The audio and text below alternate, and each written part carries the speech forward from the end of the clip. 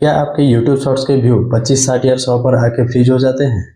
ये एक common issue है, स्पेशली नए क्रिएटर्स के लिए, क्योंकि YouTube का एल्गोरिदम जो है वो काफ़ी डायनेमिक है और वो रेगुलर बेसिस पे चेंज होता रहता है और हर शॉर्ट को वो टेस्ट करता है। जैसे मेरे एक शॉर्ट ने 424 व्यूज़ पर आके फ्रीज हो गया था, लेकिन YouTube ने उसको दोबारा फीड्स पर पुश करना शुरू किया और अगेन वो 2 डेज के बाद 424 से लेके 12,700 तक व्यूज गेन किया था। मेरा नाम है मनोरंजन और आप देख रहे हैं मनोरंजन इनसाइट्स। चलिए देखते हैं आखिर शॉर्ट क्यों फ्रीज होता है और शॉर्ट्स फ्रीज होने का मेन रीजन आखिर क्या है और शॉर्ट्स को वायरल कैसे करें बिना कोई सीक्रेट सेटिंग के। जब आप एक शॉर्ट को अपलोड करते हैं तो यूट्यूब का एल्गोरिदम उसे फीड्स में पुश करना शुरू करता है और उसका इनिशियल एंगेजमेंट को वो टेस्ट करता है। YouTube स्टूडियो का रीच सेक्शन में अगर जाएंगे तो वहां पे जो आप देखेंगे shown in feeds and view, ये shown in feed and views का मैट्रिक्स ये डिसाइड करता है कि एक्चुअल में आपका शॉर्ट्स वायरल होगा या रुक जाएगा। सबसे जो पहले 3 मेन रीजंस होता है शॉर्ट्स फ्रीज होने का, वो सबसे पहला है आपका व्यू वर्सेस स्वाइप अवे। अगर आपके शॉर्ट्स का व्यू का परसेंटेज 30 to 40% गेन कर रहा है और स्वाइप अवे का परसेंटेज अबव 70% जा रहा है तो उस केस में आपका शॉर्ट्स डेफिनेटली फ्रीज हो जाएगा। सेकंड जो मेन रीजन है आपका average percentage of view, APV. अगर आपका एपीवी का परसेंटेज 75% से अगर ज्यादा है तो उस केस में आपका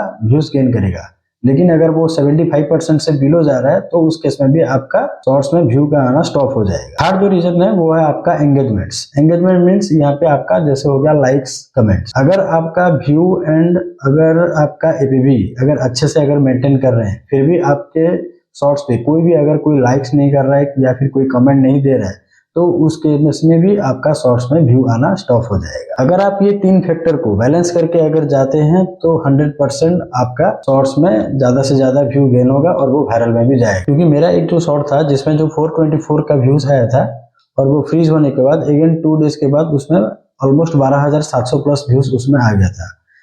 उस केस में मेरे चैनल पे ओनली 11 सब्सक्राइबर थे और जब ये 11 सब्सक्राइबर था उस टाइम में मैं इसको पोस्ट किया था और उसमें ही आपका देखिए व्यूज 424 से 12,700 तक गया है। तो दोस्तों मैंने जैसे वीडियो के स्टार्टिंग में कहा था कि मेरा एक शॉर्ट है जिसमें 424 व्यूज आने के बाद वो स्टॉक हो गया था, लेकिन ये जब स्टॉक हुआ था उसका कुछ मैट्रिक्स थे, जैसे कि उसका एवरेज परसेंटेज ऑफ व्यू था ऑलमोस्ट 113% और उसका व्यू का जो परसेंटेज था वो था 94% और उसका जो स्वाइप अवे का परसेंटेज था वो था 6%। मैंने उस टाइम में वो कंफर्म हो गया था कि इस वीडियो में वो डेफिनेटली इसमें ज्यादा कुछ व्यूज तो डेफिनेटली आएंगे और उस वक्त मैंने कोई इसमें कुछ भी ना हेडिंग या फिर ना कोई ट्रिक्स लगाया था। इसका ना टाइटल, ना डिस्क्रिप्शन, ना इसका हैशटैग, ना उसका टैग सेक्शन में कुछ भी मैंने कुछ चेंजेस नहीं किया, एज यूजुअल उसको छोड़ा था। और देखिए यूट्यूब ने उसको आफ्टर 2 डेज फीड में दोबारा पुश किया और जिससे वो 424 से जाके 12,700 तक व्यूज अभी तक आ चुका है और अभी भी उसमें व्यूज आ रहा है। तो दोस्तों आप जब भी कोई शॉर्ट्स को अपलोड करते हैं तो उसमें आपको कुछ टिप्स का फॉलो करना चाहिए।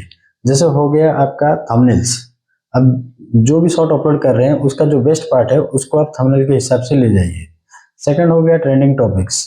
अब शॉर्ट्स को ऐसे आप चूज कीजिए जो काफी ट्रेंडिंग हो, जैसे हो गया आपका फेस्टिवल्स हो गया, चैलेंजेस हो गया, फैक्ट्स के ऊपर हो गया या फिर कोई न्यूज बेस्ड कंटेंट के ऊपर भी आप ले सकते हैं। थर्ड हो गया आपका कंसिस्टेंट अपलोड्स। रेगुलर आपका लॉन्ग वीडियो और शॉर्ट वीडियो यूट्यूब का एल्गोरिथम को ये सिग्नल देता है कि आपका चैनल जो है वो काफी एक्टिव है। फोर्थ हो गया आपका एंगेजिंग म्यूजिक।